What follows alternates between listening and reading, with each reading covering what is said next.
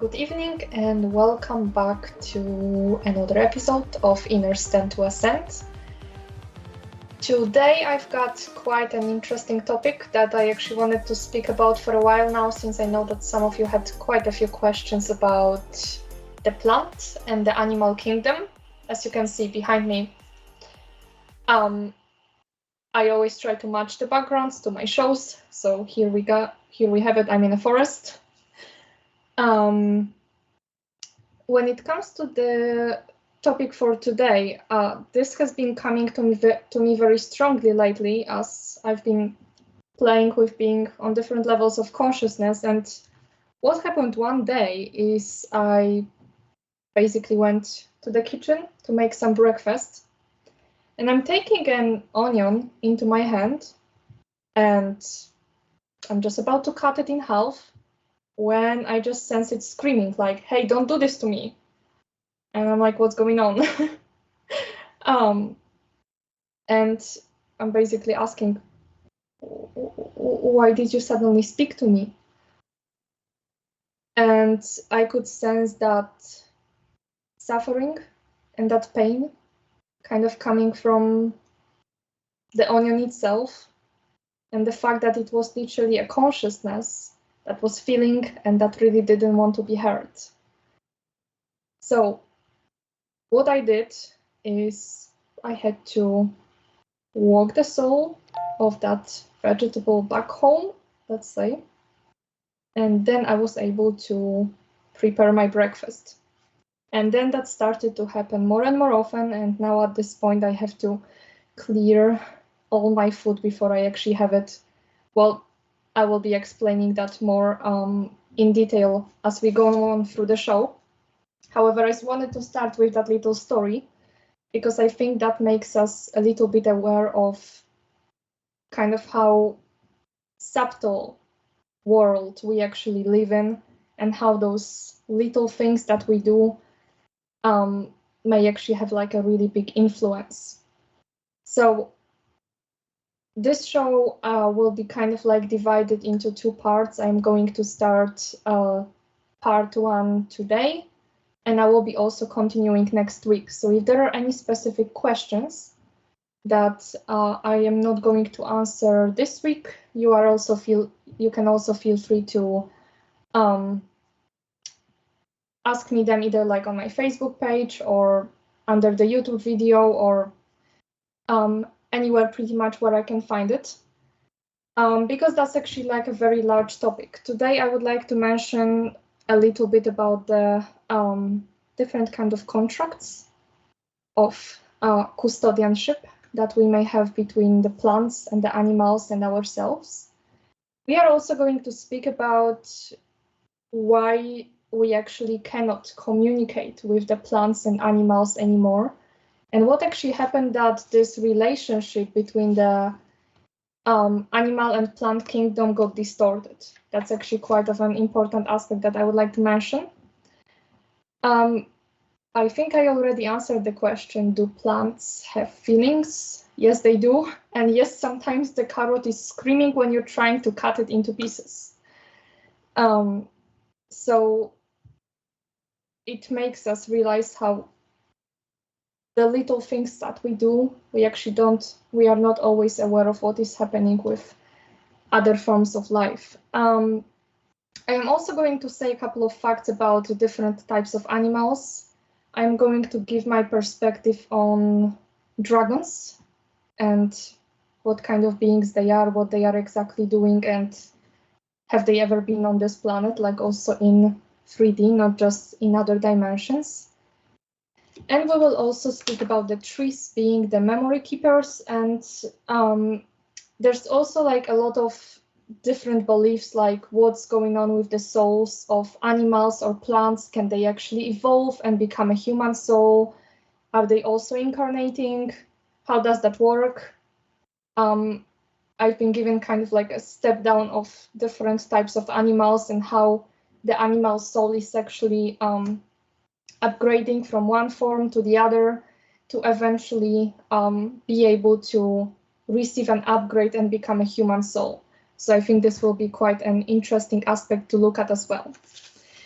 All right. right, so I guess let's start. I am going to begin with the first question that I asked myself, or like the question that I asked directly to my eternal self. And that is, are plants and animals the guardians of this planet? What kind of role they have on the first place?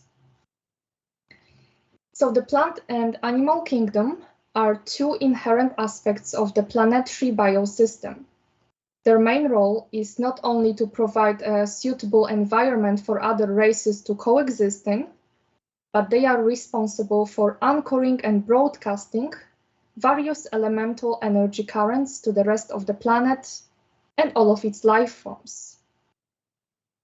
That's why we come across various species of animals and different plant types on different areas of the globe. Each one of them has the mission to anchor a certain set of frequency subharmonics that correspond to the planetary location they are at. So the way that this works is that we've got the kangaroos in Australia, we've got the wolves in different areas of the forests on the globe. Each one of the animals is supposed to anchor a certain set of frequencies, and those frequencies are corresponding also to the codes that are in the planetary grids. So just like I've been mentioning many times that usually it's this way that you are being born in a place that corresponds to your coding. So if you were born in France, your coding is corresponding to the French grids, usually specifically to the location where you were born. Unless you were born on a fallen timeline, but that's kind of a different aspect. The same way is with animals and also different types of plants. They are used to being in a certain environment, and they can survive in it because they are directly interacting with the planetary grids. So that's pretty much when it comes to why we've got different animals in different parts of the planet. Each one of them has a certain set of energies that are being broadcasted to the planet itself. Another reason for their existence is to assist the angelic human race in their evolutionary process in this realm. This includes the custodianship contracts, and I will mention what they are in a moment, as well as providing the humanity an access to ancient knowledge and serving the human race as a bridge between the 3D realm and the pure elemental force, since animals and especially plants are the keepers of the pure elemental energies. Most of the plants and animals that can be seen on this planet nowadays has not come to place through the usual evolutionary process. They have been seeded by other races and collectives.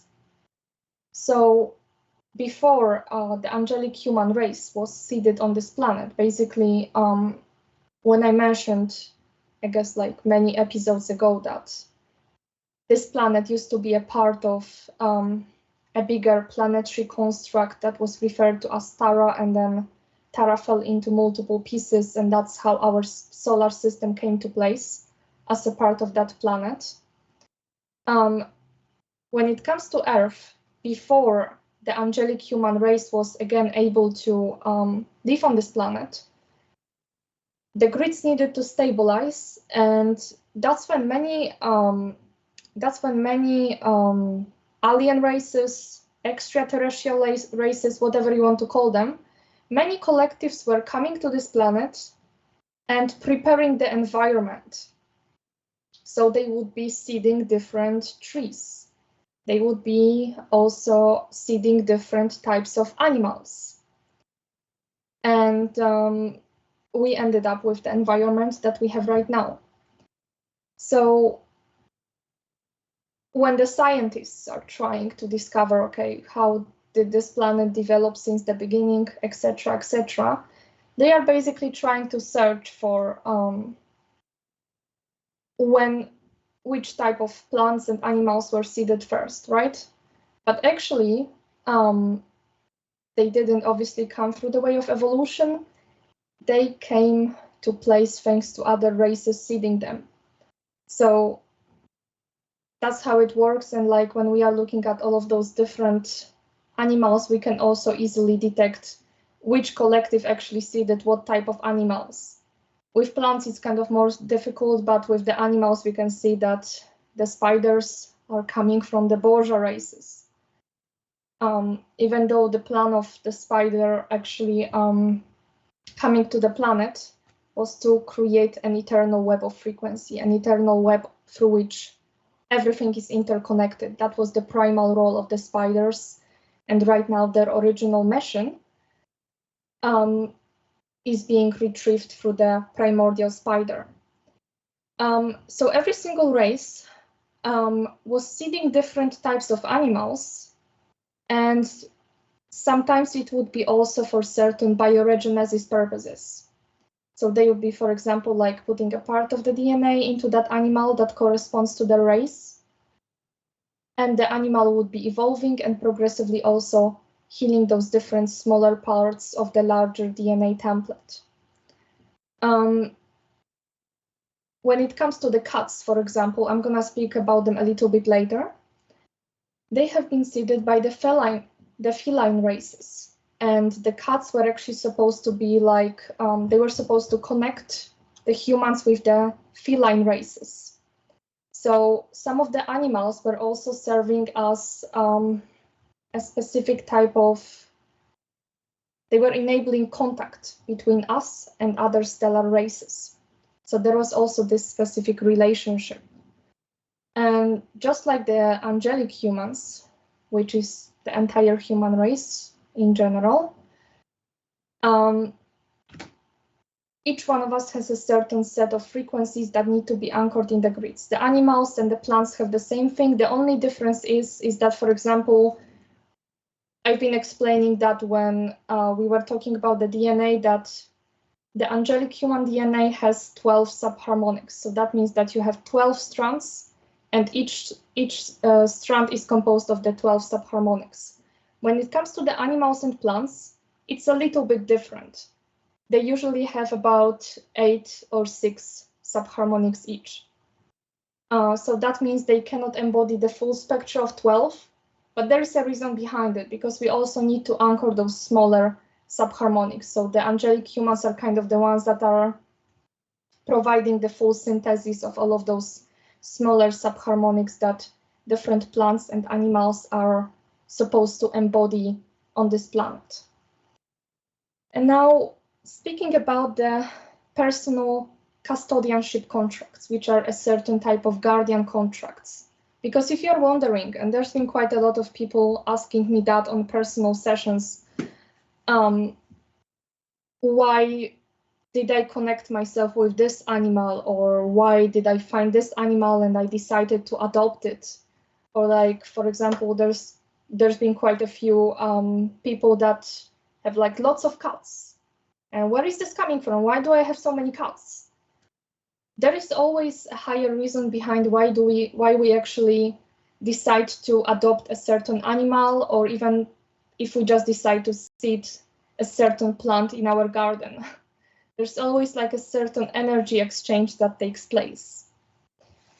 So the reason why some of us decide to seed a tree in the garden or adopt a pet is due to the custodianship contracts we hold with these forms of life.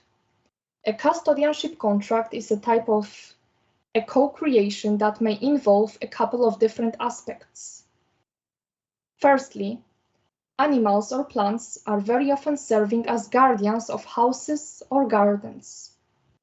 They assist with transformation of disharmonic energy imprints, as well as they prevent from letting in such into the household.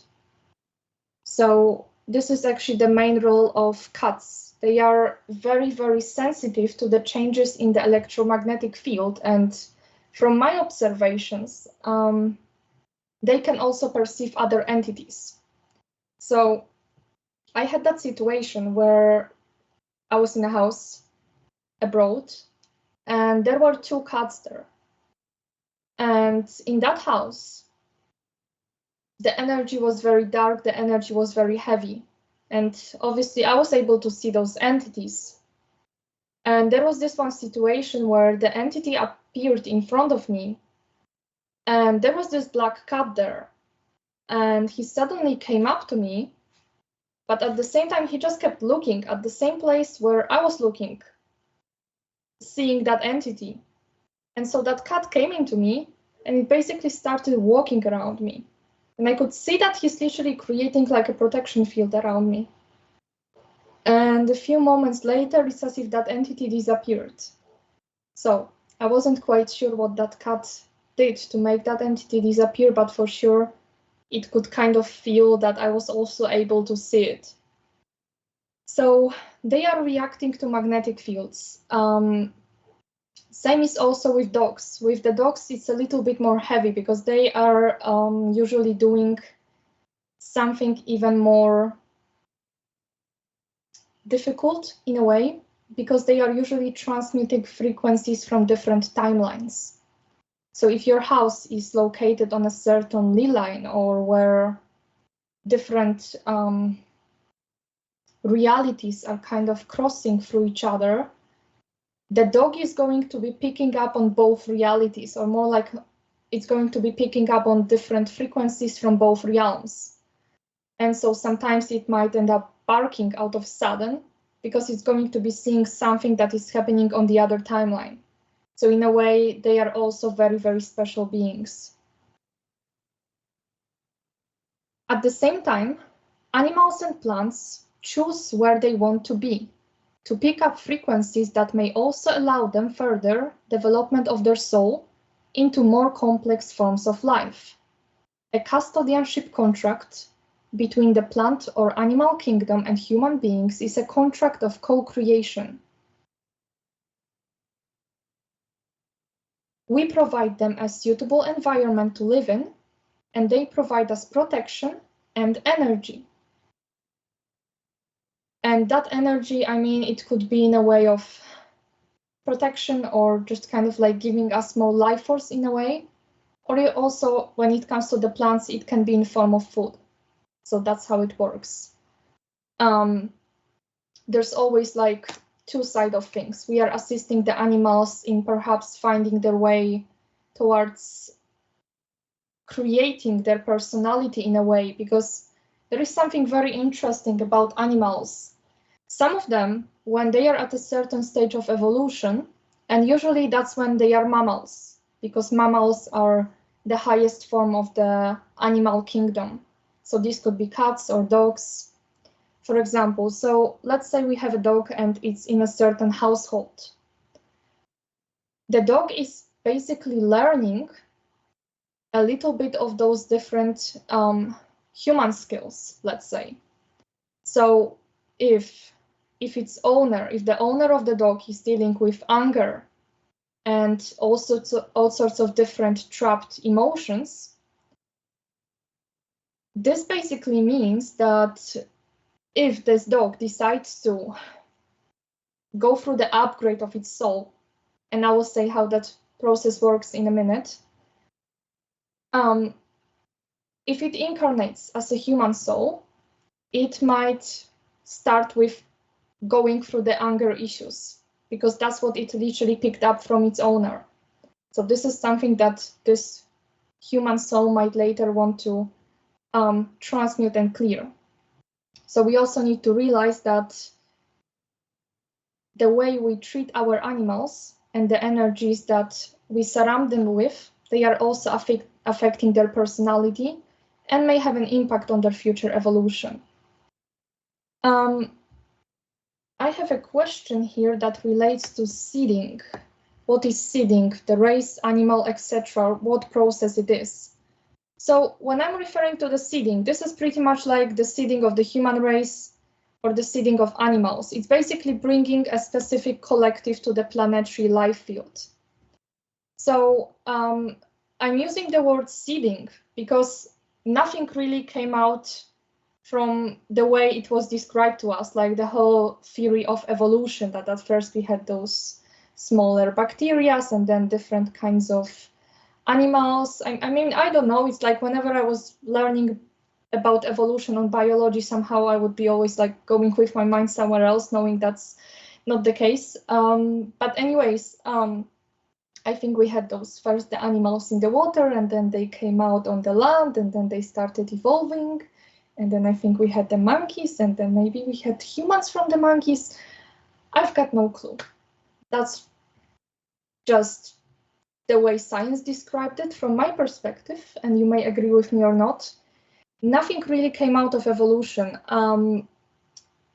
As I said, when this planet was stabilizing its fields after the fall of Tara, there were many races coming to this planet, and they were bringing different life forms, sometimes for different experiments. So, for example, the reptilians brought lizards, and they just seeded lizards in different areas of the planet.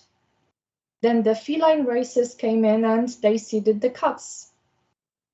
And they also programmed the cats in a way so that once the human beings come, they would be able to stay in touch with the feline races through the cats. And that's how it was working with every single form of life. There's been also a lot of different trees seeded on this planet in order to allow for the entire ecosystem to expand and grow. And about the trees, I will explain what's been the deal with the trees in a moment, why they've been so essential. But when I'm referring to the seeding, this means that there is no such thing as evolution, at least from my perspective. Every single race in the universe has brought a little bit of itself on this planet. And they brought it through these different small forms, like dogs, cats, wolves. All of them are coming from a certain collective. And same cases with the plants. If I remember correctly, I think for the tomatoes, they are coming from Sirius. I think they were from Sirius B, something like that. And obviously later on, those different types of plants and animals got distorted because of the metatronic reversals on the planet. I was speaking about that a couple of months ago when I was talking about the Christic lifestyle and how different foods are a bit metatronic these days. However, when it comes to the animals and plants, they are not really from Earth. All of them are from different stellar systems. I hope that makes sense. All right, so now a little bit about the soul upgrades of animals and plants, how this works. So I'm gonna read a general description and then I will get a little bit into details because that's the sequence of the energy accretion that I was given. During its evolution, the soul of an animal takes on multiple forms within an animal collective it incarnates into. Each of the incarnational cycles within an animal collective, and when I refer to the animal collective, for example, I mean birds or mammals or reptiles. This is like an animal collective. Each of the incarnational cycles within an animal collective allows for frequency accretion and upgrade into the next collective. So the first level of it, we've got the amphibians, like a frog, or insects. So these are basically the ones that are, let's say, the lowest when it comes to that animal pyramid. The amphibians and insects. Then the soul may want to upstep, and it can incarnate either as a certain form of a reptile or anarchid. So that involves lizards, spiders, etc. Then we've got fish and birds. And then the highest form are the mammals. So we've got 4 levels of this animal pyramid. Amphibians and insects, reptiles and anarchids, fish and birds, and mammals. The way that I figured it out was purely by tuning in with the frequency, because the mammals can carry more frequency than, for example, the birds. But the birds can carry more frequency than the reptiles, and reptiles can carry more frequency than the amphibians or insects. That's just the way it works with how much I try to catch their eye. frequency subharmonics they can hold. But what happens when the animal evolves to the point of a mammal? That's actually when it can upgrade into a human soul. So, as a mammal, a soul essence can choose to become a human soul through the rapid frequency upstepping process taking place by passing through a certain set of portals inside of the D8 metagalactic core. So when we have the central sun of this universe, which is basically located right in the center in dimension 8, we've got the metagalactic core or the metagalactic sun. That's basically the same. The frequency essence, the animal soul, once it wants to upgrade itself, let's say it finishes an incarnational cycle and it's going right to the core of that metagalactic sun. And there are like a set of different portals there. And then it starts to pass through them. And through each one of them, it's basically receiving frequency upgrades. And what I mean by frequency upgrades is its template is being expanded. It starts to carry more and more frequencies. So like from, let's say, the capability to hold 7 subharmonics, it can already hold 12, because that 12 is essential when it comes to being able to upgrade into a higher frequency soul. And by the way, it doesn't have to be a human soul. It can be, for example, like not necessarily being a human being, but for example, like a Syrian or Arcturian. But basically, there's like a certain difference between an animal soul and what I refer to as the human soul. And it's about the ability, how many subharmonics you can hold. In order for a plant to become a human soul, it needs to enter a cycle of incarnations in the animal kingdom. So if a maple tree wants to become a human being, it actually needs to incarnate into the animal kingdom first, go through a set of incarnations there, and then it can upgrade into the human soul. So it's like a very complex and progressive process sometimes. However, there are exceptions to this principle. Certain trees that serve as planetary, solar, galactic, or universal memory keepers, and keep that name in mind, I will get back to the memory keepers, have a potential to upgrade into a role of a sage, a sacred keeper of memory records. The druid races used to keep contact with these essences. And that's the primal reason why they would cherish the trees. So a certain tree, and I'm talking about like really big trees, they can become the sacred memory keepers, and this gives them enough frequency to be able to upgrade into the human soul instantly without having to go through a cycle of incarnations in the animal kingdom.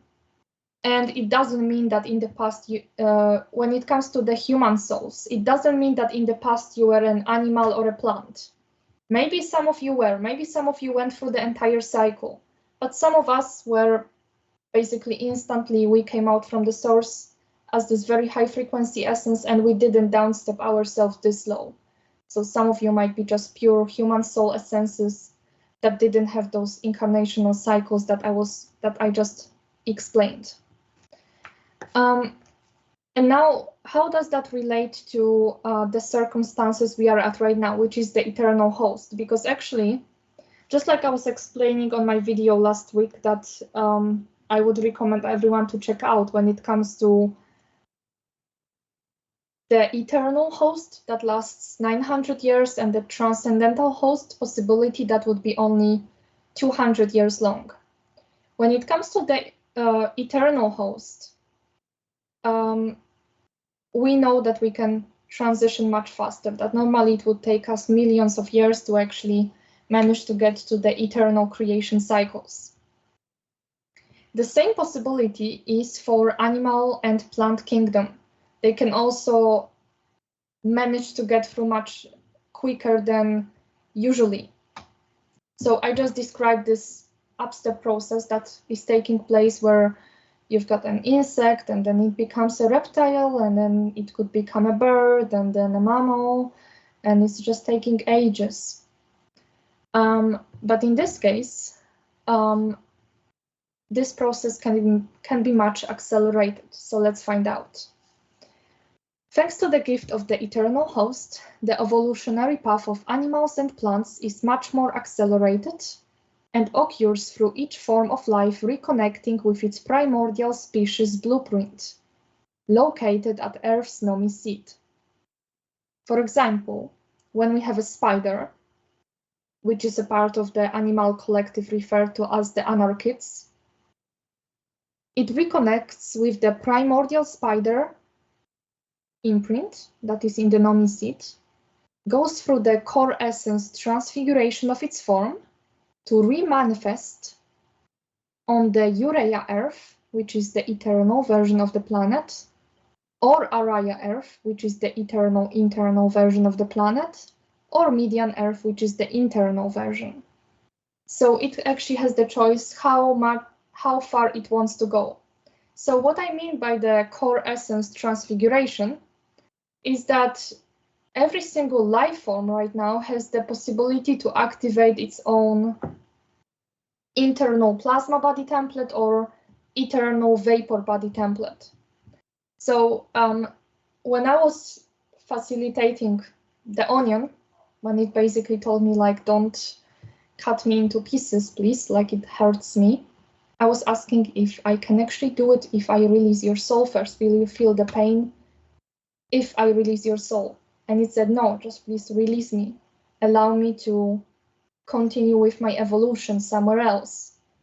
So I basically used the source frequencies to gently extract out that soul from, let's say, its body, the onion itself. And it's literally as if, thanks to those source frequencies, I could literally see that soul just like flying very up high in the sky. And it's like that soul literally came into something else. And like I saw that very, very huge onion, but like I think it was like 4 meters large. And it just incarnated to the inside of it. And I just kind of like asked my eternal self, like, what kind of place is that where I see all those huge vegetables just everywhere? And I was told that it was on Araya, which would be the eternal version of the planet. So that was quite surprising. And as I was doing that with more and more different types of plants, because I didn't obviously have a chance to do that with the animals, since I'm vegetarian, I could see that each one of them was kind of like choosing a different place, another realm, but each one of them was actually going towards those internal and eternal planes. So just like we can progressively transition into those places, this process is also happening with the animal and the plant kingdom. From there on, the plants and animals continue through evolutionary cycles according to their liking. Many human beings that actively work with the host frequencies spreads them to other forms of life to assist them with the transition process, since the eternal host applies to every being that chooses soul. These plants or animal species that do not take the host offer may progressively go extinct. So if we will experience, like I think we already do, like a lot of species of animals and plants going extinct, that might be a result of the contaminated environment, but it's also a matter of whether a plant is able to adjust to the new frequencies coming to the environment or not really. So there's also like a higher reason behind it. There's like a certain clearing that will take place on this planet. I wouldn't worry too much about like different species of the larger animals. I do sense they will survive, but mostly the different bacteria and parasites, I don't think they will be able to stand it any longer. So this is good news, and hopefully maybe some mosquitoes or flies will also not be able to take the plasma energies. I do hope so. So that's how it works, and thanks to this, there's also like one more aspect of it. I actually didn't write it down, but I remember I had an insight about it. So let's again come back to this example of the onion. So it managed to kind of jump into those cycles of the eternal internal, and it's evolving as an onion, like a really big one on Araya Earth. But at the same time, it may also choose to go through another upgrade of itself, because usually the plants and vegetables there and animals are also eternal there. So eventually that soul of the onion might actually choose to become an animal, or it might upgrade itself into the human soul.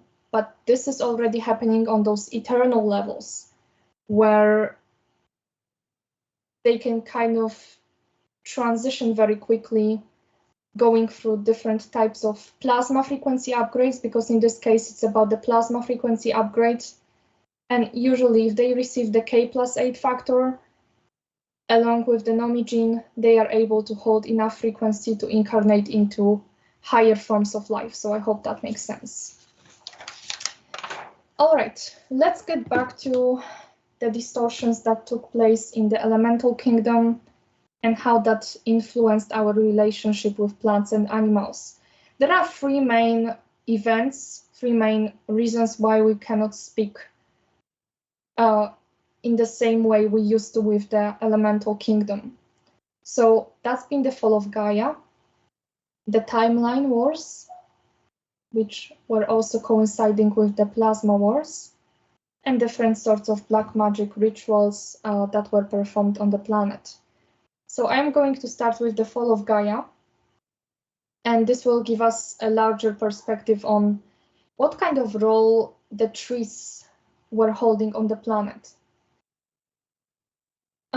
Before I get to that, I will just quickly remind us that when I am speaking about Gaia, this is basically the Earth's version in density 3, because we are right now in density 1, in density 2 we had Tara, in density 3 we had Gaia, and then in density 4 we had a planet called Aramatena. Once Aramatena fell due to multiple manipulations that took place there, the planet was downstepped into density 3, and that's where it's called Gaia. And Gaia was giving a lot of hope because it was enabling all of those, it was enabling the planet to again restore its D12 blueprint, which means the Stargate 12 that was connecting the planet literally to the source itself. That connection was able to be brought back in. However, Gaia has fallen. Then we had Tara falling, and that's how we are here.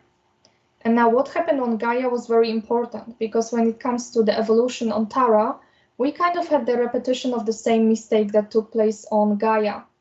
So when Tara was evolving, it was already evolving with a certain type of distortions and a certain type of split.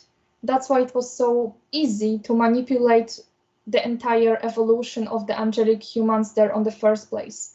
So it's kind of like Tara started its evolution, but its failure was already manifested on the future timeline.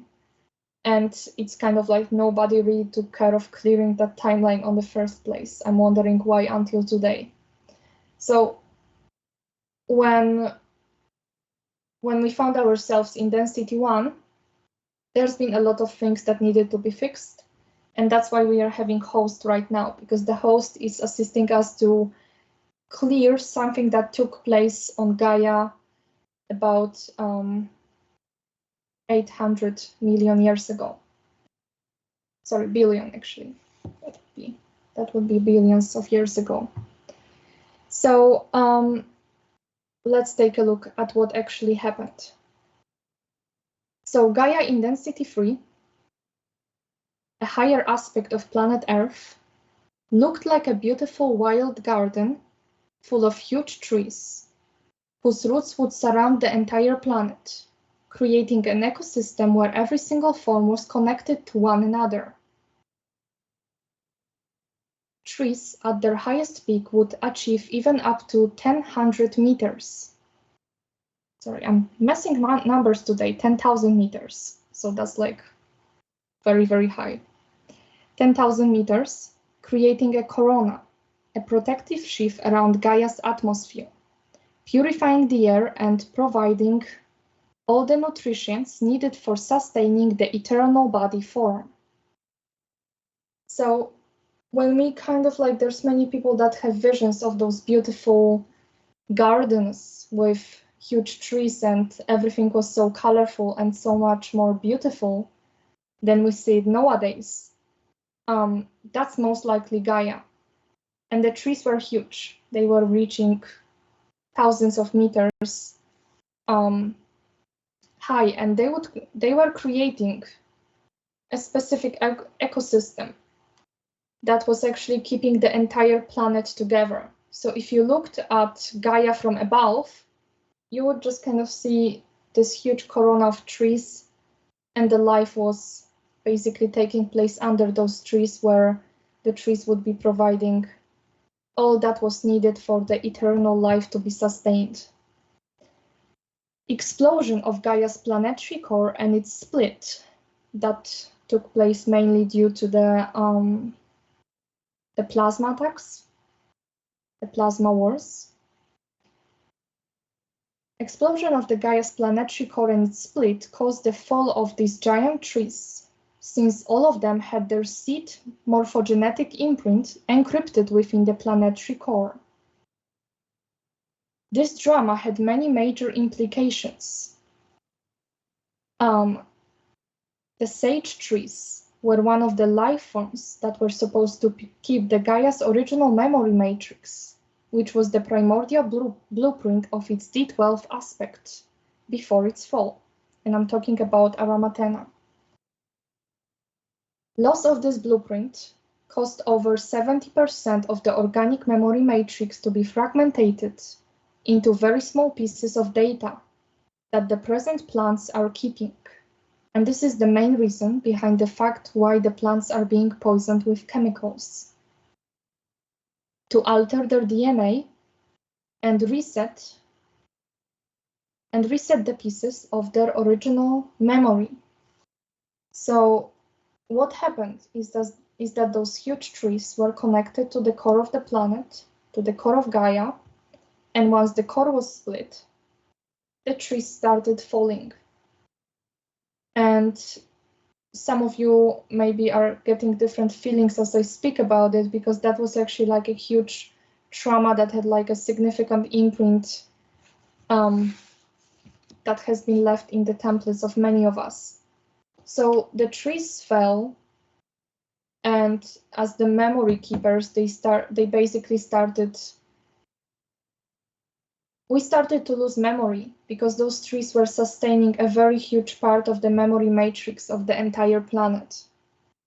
So we kind of came with Earth having only a part of its memory matrix available.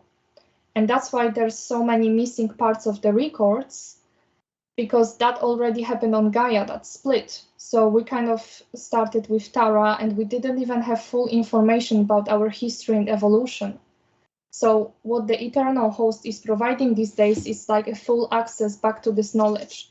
And the trees and plants and animals are again able to activate that encryption within themselves so that they could later share it with us.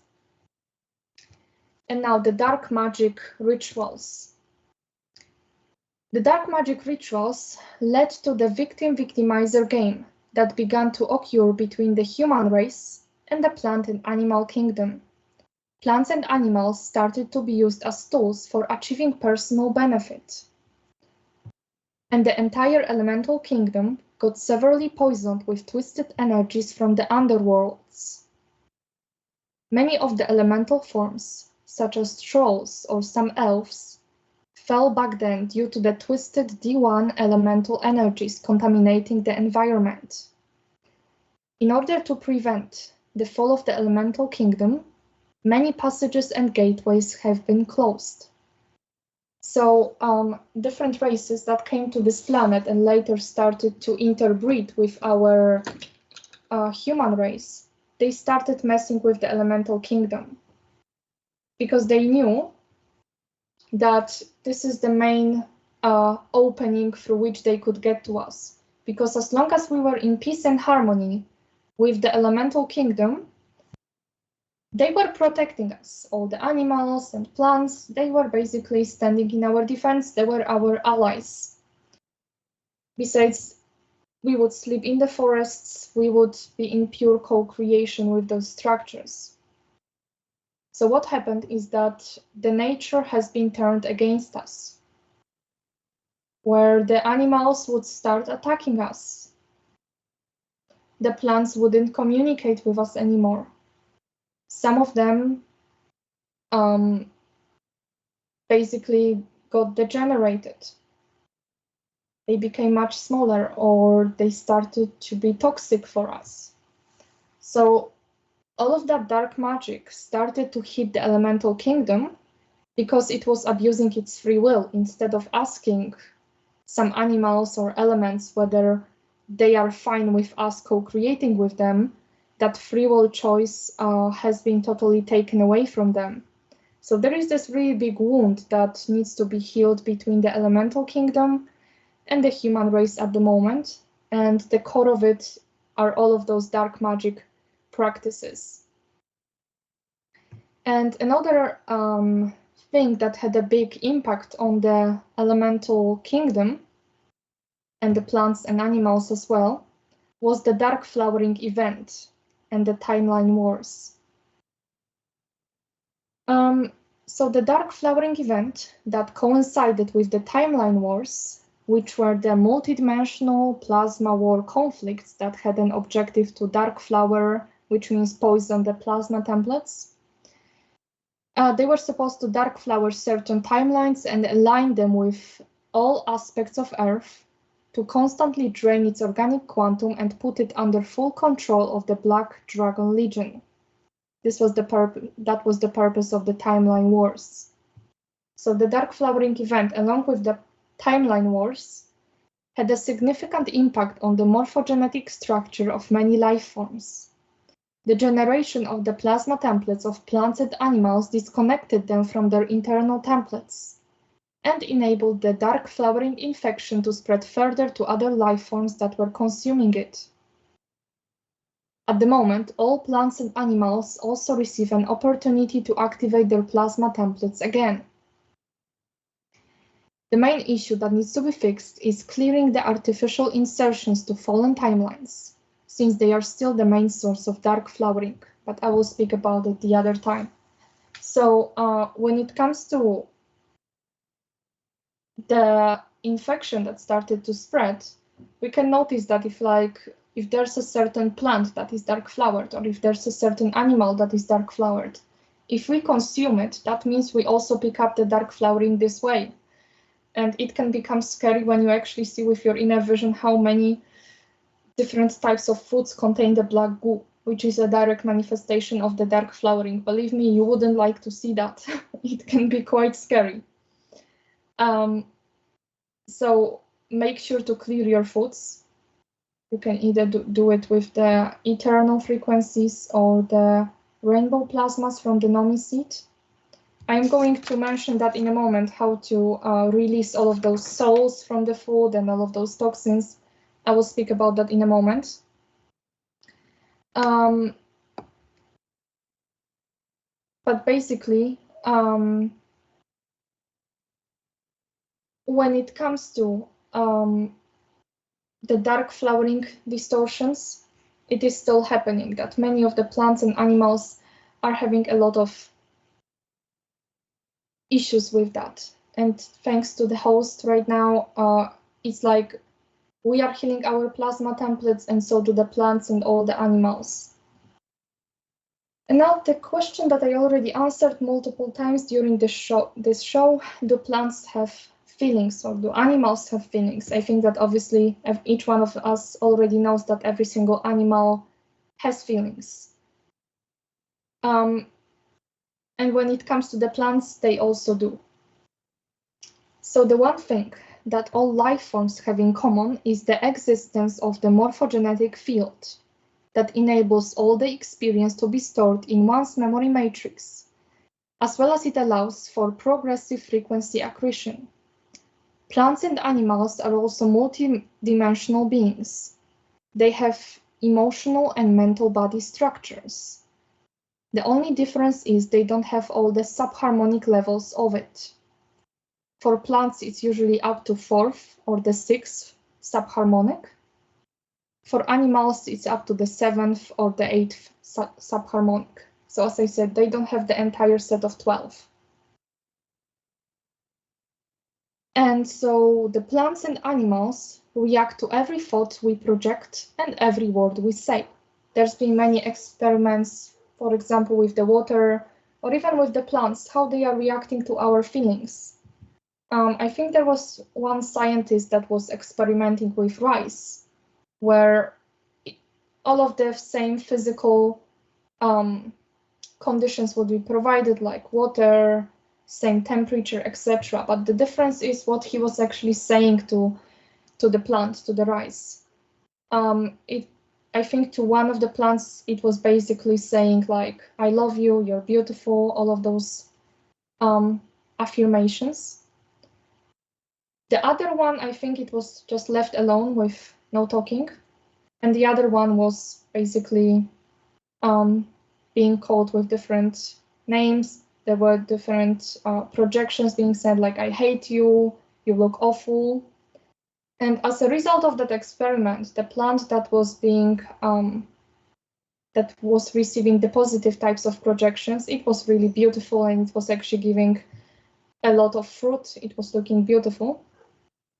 While the one that wasn't receiving any projections at all, no words, I think it was still growing, but quite normally. And the one that was receiving all the negative types of projections, it basically didn't survive for too long. So it's showing us how important it is that every single person that is growing different types of plants, especially farmers, if they are approaching it with love and care, the fruit of their work will be amazing, and other people will be also benefiting from it.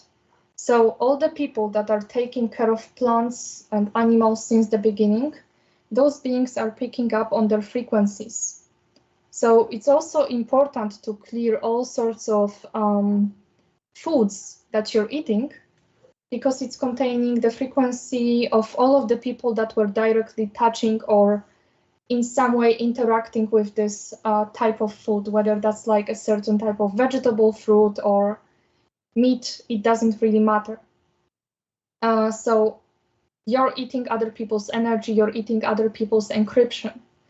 So it's very important, especially when you're buying food, like if you're getting some takeaway food from a restaurant or whatever, it's containing the energy of all of the people that were preparing the vegetables, that were later cooking it, and also the waiter that gave you that food by the table. It's containing the frequency of all of the people that were interacting with this meal. And sometimes I think none of us wants to pick up on those different energies. That's why this clearing aspect is very important. When we take out an onion from the ground, it cries. All plants, including vegetables, fruit, trees, and such, have a soul. Consuming other forms of life is essential for survival at the moment.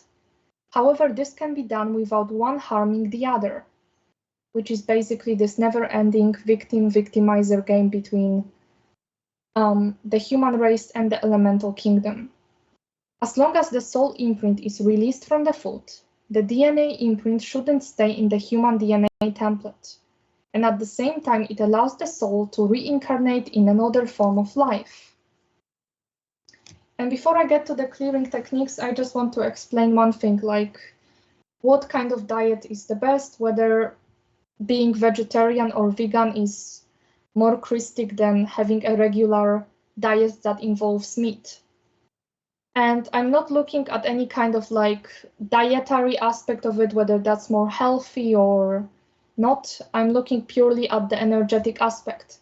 Is it more Christic? Is it like more ethically correct to eat only vegetables, or can you also eat meat? What kind of influence it has on you? So, vegetarian or vegan diet is to a certain degree no different than a regular diet that includes eating meat when it comes to the Christic ethics. Since every plant or vegetable has a soul and it reacts to our feelings and emotions, it has a very severe reaction when we want to harm it.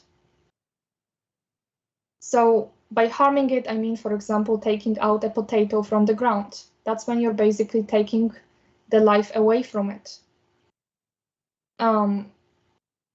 Or basically starting to cut the vegetable into pieces.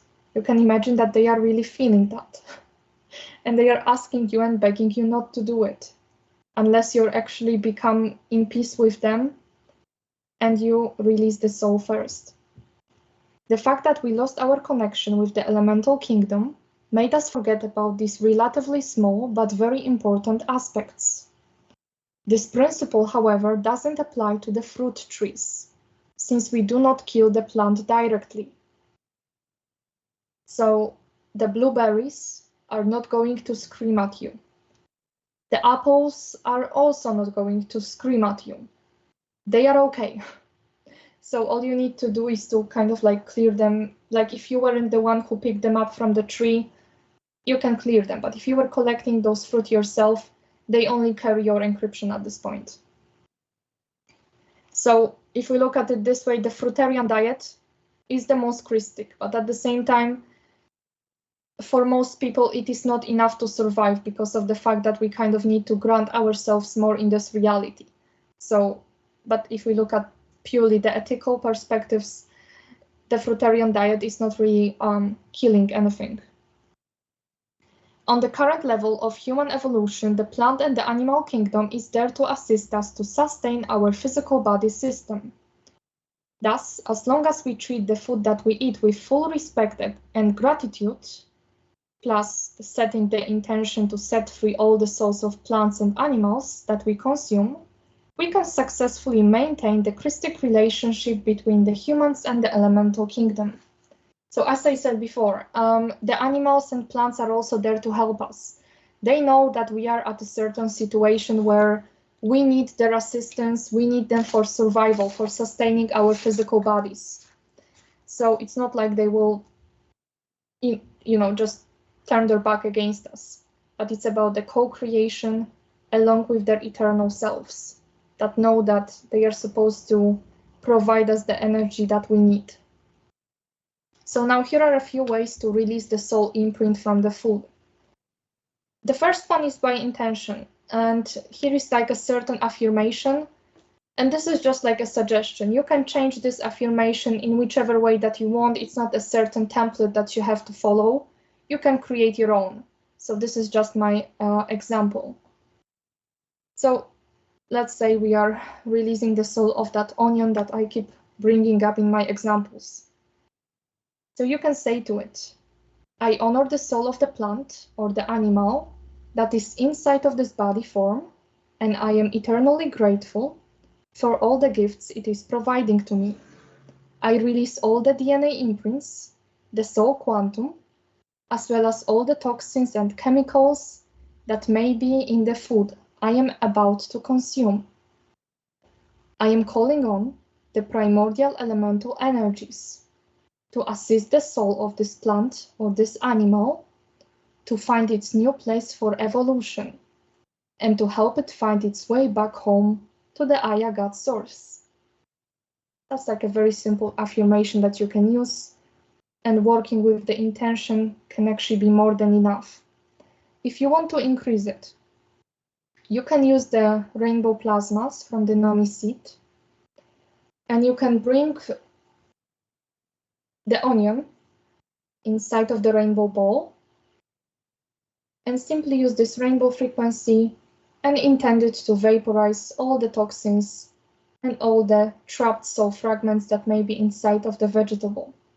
And usually when that happens, you might kind of get like a sensation that, for example, when you clear it, it might taste a bit better. Or it's like the food will not feel so heavy. Like many people that feel like very sleepy or very heavy after eating something, that might be because your body is trying to process all these energies that are inside of the food itself. So this is just something to pay attention to. Or you can also use the source window. That is basically this direct connection to the one source field, the 0 point. And this one is located between chakra 3 and 4 in our body. And you're basically emanating the frequencies, which are kind of in this aqua blue color. And you emanate them from the source window towards the vegetable or a piece of meat, whatever you're working with. And you're just asking directly the source frequencies to take this soul back home to the source or wherever it wants to incarnate next.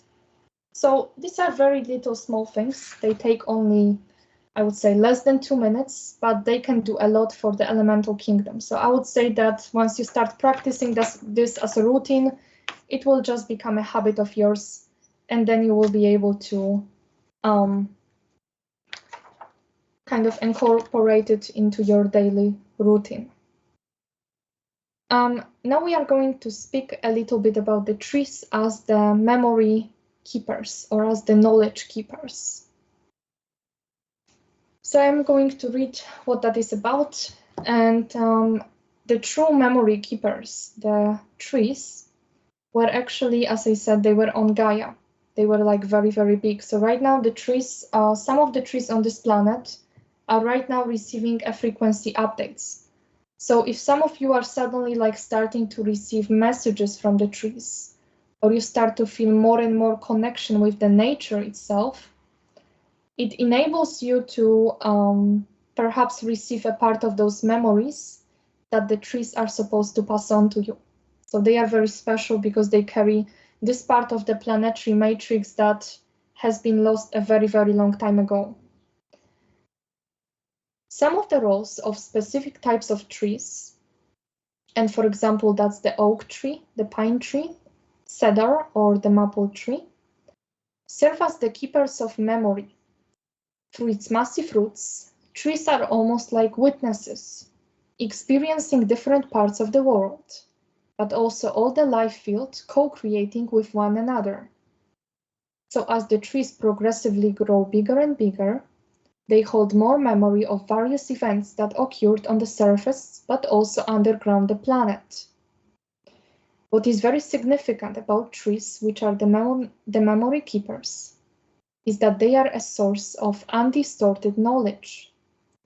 The information they carry is a result of being witnesses of various events, without any judgments and insertions. This allows for the pure access to organic knowledge, held within the morphogenetic structure of the tree memory keepers. So if you want to know a story without any kind of judgment or any kind of emotional charge behind it, just ask the tree. It will tell you everything that you want to hear, and then you will be able to make your own judgment. This knowledge becomes important in contemporary times that we live right now in, since the planet initiates the reawakening process of its organic records through the Rainbow CDT Plate 13 activation. I will get to that when I speak about different processes on my new series called The Path of Remembrance, the Path Towards Remembrance. That's why I will mention what that CDT plate is about.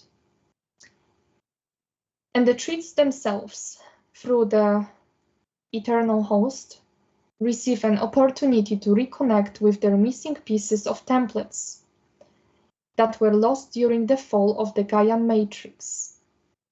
This reconnection occurs through multivector, which means multivector means from various timelines. It's kind of a process occurring on multiple timelines at the same time. This reconnection occurs through multi-vector transmissions of Earth's primordial memory matrix kept within the Urea libraries of the Uralic Conservatory Eternal Domain. In order to restore this blueprint, some of the Earth's trees take on the role of the tree sages, keepers of the organic memory. This gift of the organic memory matrix becomes available to all life forms that choose to co-create with the tree sages. Some of us may start talking to trees and exchanging energy with them. So if suddenly one day you will go out to your garden and you will come across a tree trying to make contact with you, that's because it has a certain message to tell you. There's a certain reason why they are contacting with you. So always take that into consideration, because right now the magic is coming back on this planet and amazing things may happen as we are starting to discover the gifts that have been lost a long time ago. So you might start to get intuitive feelings, then some kind of direct knowledge might come through. The best way to connect with a tree is to directly touch your third eye with the trunk of the tree. And this is establishing a direct circuit of energy and information that may directly come into your pineal. Of course, make sure to ask first for permission before you actually do that. But this is like a really wonderful experience, and it can charge your nervous structure with a very, very powerful organic energy. So I would say this is all for today. I hope that you enjoyed this small show. I'm going to go back to kind of elaborating on that next week. I will speak a little bit about those forgotten elemental life forms, such as elves, fairies, and we will also talk about mermaids and dolphins and what kind of role they have in sustaining the environment. And at the same time, I'm also open for any kind of other questions that or any kind of other topics that you would like me to elaborate on next week.